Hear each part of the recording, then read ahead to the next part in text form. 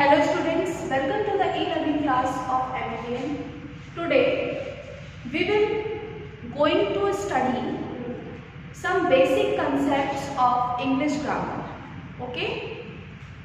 So let us study. अब बच्चों grammar में जब हम ग्रामर की बात करते हैं तो आप इंग्लिश ग्रामर जब पढ़ते हो तो उसके कुछ बेसिक चीज़ें होती हैं जो आपको जानना बहुत ज़रूरी होता है। जैसे कि देखिए वर्ड मतलब शब्द होता है। तो शब्द कैसे बनता है? A group of letters which makes a complete sense. जब हम लेटर्स का ग्रुप बनाते हैं तो वो जो ग्रुप ऑफ लेटर्स होते हैं वही क्या बनाते हैं? वही शब्द बनाते हैं। जैसे एग्जाम्पल देखिए रोज। तो रोज में कितने लेटर्स हैं? 4 लेटर्स हैं। ROSE 4 लेटर दिए हुए हैं। इन चारों को जब हमने एक साथ ज्वाइन किया है तो हमारा एक शब्द बना है, वो है रोज। तो बच्चों यही क्या कहलाता है? यही हमारा वर्ड कहलाता है। अब हम आते हैं वॉवल्स पे। तो वॉवल्स हमारे कितने होते हैं? 5 वॉवल्स होते हैं। A-E-I-O-U। ये A-E-I-O-U क्या है? ये हमारे वॉवल्स हैं।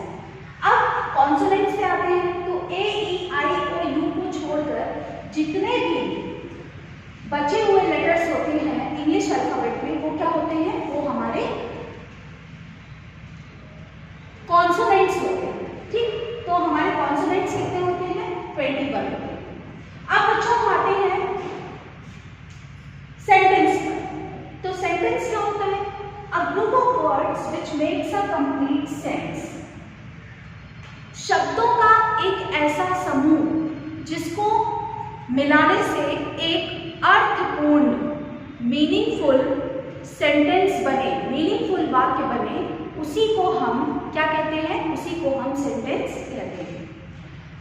तो ग्रुप ऑफ वर्ड्स शब्दों के समूह को हम जब मिलाते हैं तो हमें एक अर्थपूर्ण वाक्य बनाना होता है। वही अर्थपूर्ण वाक्य हमारा क्या कहलाता है? सेंटेंस कहलाता है। Begins with a capital letter and ends with a full stop, question mark and exclamation mark। अब जो सेंटेंस होता है वो शुरू होता है कैपिटल लेटर से, यानी सेंटेंस का पहला अक्षर जो होगा वो क्या होगा? वो कैपिटल लेटर से होगा और खत्म होता है यानी समाप्त होता है फुल स्टॉप पे, क्वेश्चन मार्क पे या एक्सक्लेमेशन मार्क पे। अब हम आते हैं एग्जाम्पल पे। एग्जाम्पल देखते हैं गुड बॉय रोहन इज आ, और यहाँ पे फुल स्टॉप है। अब आप कहोगे कि ये ग्रुप ऑफ वर्ड्स है। हाँ, ये ग्रुप ऑफ वर्ड्स हैं। इसमें 1 2 3 4 5 वर्ड्स दिए हुए हैं। ठीक, लेकिन क्या इसका कोई मीनिंग निकलेंगे? नहीं। इसका मतलब कि ये सेंटेंस नहीं है, इसको हम सेंटेंस नहीं मान सकते। ठीक, अब हम आते हैं next. Rohan is a good boy. इसको जब हमने अरेंज कर दिया तो ये हो गया Rohan is a good boy. Rohan एक अच्छा लड़का है। तो ये इसका एक अर्थ निकल रहा है कि रोहन जो है वो एक अच्छा लड़का है। इसका मतलब कि ये क्या है? ये हमारा सेंटेंस है। और कैपिटल लेटर से देखिए इसका पहला वर्ड का पहला लेटर जो है वो क्या है? कैपिटल है और ये समाप्त किससे हो रहा है? फुल स्टॉप पे होता है। इसका मतलब कि ये हमारा सेंटेंस बन रहा है। अब हम आते हैं सब्जेक्ट एंड प्रेडिकेट। तो बच्चों हर सेंटेंस में एक सब्जेक्ट और एक प्रेडिकेट होता ही है। ठीक, subject is the main word we speak about in the sentence. Subject क्या होता है? सब्जेक्ट मेन वर्ड होता है हम जिसके बारे में अपने वाक्य में बात करते हैं, जिसके बारे में, जैसे हम यहाँ रोहन के बारे में बात कर रहे हैं तो ये रोहन क्या है? रोहन हमारा सब्जेक्ट है। ठीक, और प्रेडिकेट क्या होता है? Predicate is what we speak about the subject. It says what the subject does in a sentence. Predicate होता है कि जिसके बारे में हम कुछ बता रहे हैं। ठीक, जो बताया जाता है। जैसे हमने बताया इज अ गुड बॉय, तो इज अ गुड बॉय ये क्या है? ये हमारा प्रेडिकेट है। क्यों? क्योंकि हम रोहन के बारे में बता रहे हैं। तो बारे में जो बताया जाता है वो क्या होता है? वो हमारा प्रेडिकेट होता है। और जिसके बारे में बताया जाता है वो क्या होता है? वो हमारा सब्जेक्ट होता है। तो एग्जाम्पल्स देखते हैं। और सब्जेक्ट और प्रेडिकेट, ये दोनों जो होते हैं ये हमें हर वाक्य में मिलते हैं। प्रेडिकेट एक चीज और बताता है, वो क्या है? It says what the subject does in a sentence. ये बताता है कि वाक्य में सब्जेक्ट जो है वो क्या कर रहा है। ठीक, एग्जाम्पल देखते हैं।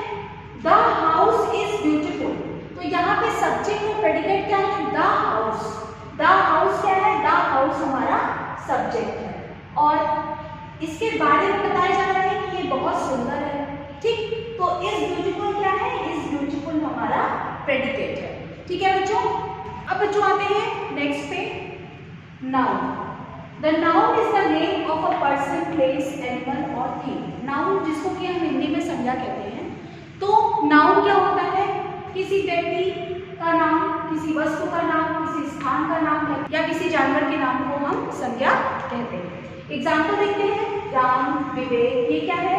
ये किसी पर्सन का नाम है, तो ये क्या है? ये हमारा नाउन है। इसी प्रकार से एनिमल में देखिए, काउ, गोट। फिर प्लेस में प्रयागराज, लखनऊ और थिंग में फैन, चेयर एक्सेट्रा।